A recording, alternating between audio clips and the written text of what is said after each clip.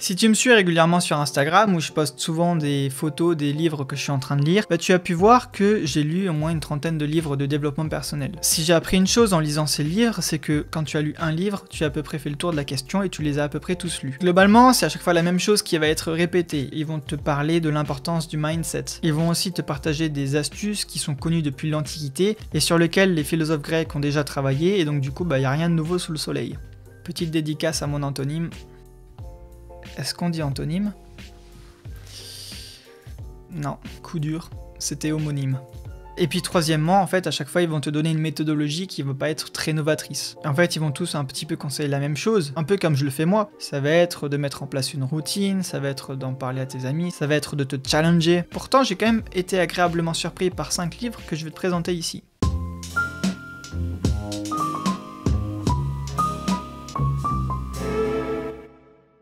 Le premier, ça serait un livre qui est très connu de Dale Carnegie. Alors certains disent Dale Carnegie, ça dépend si t'es allemand ou pas. Ça va être en anglais, petite référence à ma vidéo précédente, How to Make Friends and Influence People. Alors le titre, je te l'avoue, il est un petit peu naïf, il est un petit peu aguicheur, c'est comment se faire des amis et influencer les gens. Mais comme on dit, on ne juge pas un livre à sa couverture, et le contenu du livre est quand même très intéressant. Alors ne fais pas comme moi, où j'ai attendu 5 ans entre le moment où on me l'a conseillé et au moment où je l'ai lu. Finalement, j'ai appris beaucoup de choses sur les relations humaines. C'est quelque chose qui peut te paraître assez évident une fois que tu l'as lu, mais il faut vraiment le lire une première fois. Je dirais que c'est une très bonne entrée en matière si tu prépares des études plus de commercial, marketing, ou même si tu t'intéresses à la sociologie en général. Dans la même veine, il y a aussi l'intelligence émotionnelle de Daniel Goleman. Ça vient compléter avec des ressources un peu plus scientifiques les propos de Dale Carnegie. En gros, il va t'apprendre que de plus en plus de personnes ont du mal à gérer leurs émotions, que les gens ont de plus en plus de mal à maîtriser leur colère, et du coup que ça entraîne pas mal de dépression, de violence. Et je trouve que c'est un livre qui est assez visionnaire parce qu'il a été écrit et publié en 97, il me semble. Et je trouve que plus le temps avance et plus ce livre en fait est ancré dans le réel et plus j'ai l'impression qu'il reflète la réalité. Ce livre il va t'expliquer comment gagner en maîtrise de soi. Un troisième livre sur le même sujet, ça va être Never Split the Difference de Chris Voss. Alors Chris Voss, c'est un ancien négociateur pour le FBI et il va t'apprendre basiquement comment négocier. Et c'est véritablement en fait des astuces que j'utilise. Par exemple, comment ne jamais être ignoré quand tu envoies un mail ou un message. Le quatrième livre, ça serait Rich Dad Poor Dad de Robert Kiyosaki. Alors là, on a atteint des sommets. Si tu veux, ce livre, il va être conseillé par tout le monde, mais pas forcément par les bonnes personnes. Alors je sais pas si c'est moi parce que je me suis pour un temps intéressé à ce sujet, ou alors si c'est une véritable tendance, mais en tout cas sur YouTube, j'ai l'impression qu'il y a de plus en plus de personnes qui proclament te donner les clés de l'indépendance financière facilement sans rien faire avec l'immobilier.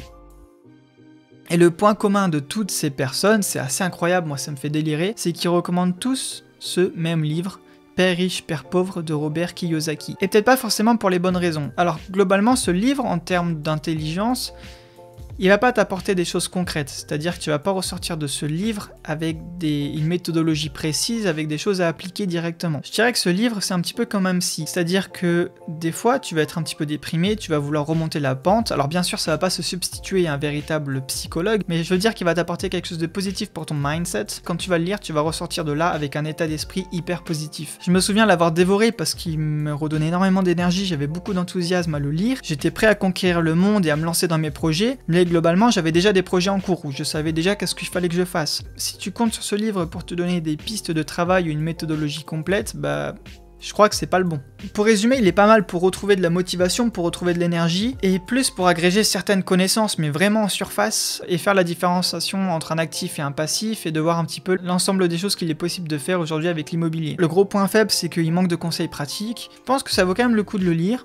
C'est un livre que j'ai et que je relirai avec plaisir. Même si forcément, si tu t'attends derrière à avoir des applications concrètes, tu vas être déçu. Le cinquième point, maintenant sur l'intelligence financière, mais avec un peu plus d'applications concrètes, ça va être I Will Teach You to Be Rich ou The Millionaire Next Door. Ces livres, ils vont t'expliquer un petit peu les bases de l'indépendance financière, les principes de base, la méthodologie primaire. Et ce qui est pas mal, c'est qu'ils peuvent être complétés avec un YouTuber qui est américain, qui s'appelle Dave Ramsey, qui a une émission sur YouTube qui s'appelle Dave Ramsey Show. Et c'est pas mal parce qu'il prend l'appel de certaines personnes qui se posent des questions, surtout aux États-Unis, ils sont criblés de dettes. Et comment résoudre ces problèmes de dette, comment se désendetter. Donc ça c'est gratuit, donc tu peux déjà commencer à regarder ce vidéaste. The Millionaire Next Door, il va t'expliquer un petit peu la réalité du terrain, de manière très prosaïque, ça va peut-être te décevoir. Et I Will Teach You to Be Rich, il va te donner des astuces à mettre en place tout de suite. Alors ça dépend si tu achètes la version anglaise ou américaine, mais il va te présenter des outils américains ou anglais. Mais en fait, par rapport aux outils anglais, on a l'équivalent en français. Je crois que le 401, c'est l'équivalent du PEA, et tu as aussi des comptes épargne qui ont leur équivalent en français. La conclusion par rapport au livre de développement personnel, c'est que chacun peut avoir son avis à leur sujet, c'est pas une science exacte. Je suis assez critique par rapport au livre de développement personnel. En revanche, je crois que le plus important, c'est ce que toi tu peux en retirer. La liste que je t'ai présentée, elle est assez subjective. Si tu veux aller plus loin dans la critique des livres de développement personnel, je peux te conseiller un livre d'Eva Illouz qui s'appelle Happycracy ou encore Bullshit Jobs de David Graeber. Dis-moi en commentaire ce que tu penses de cette liste. D'ici là, je te dis à très bientôt dans une prochaine vidéo. Prends soin de toi.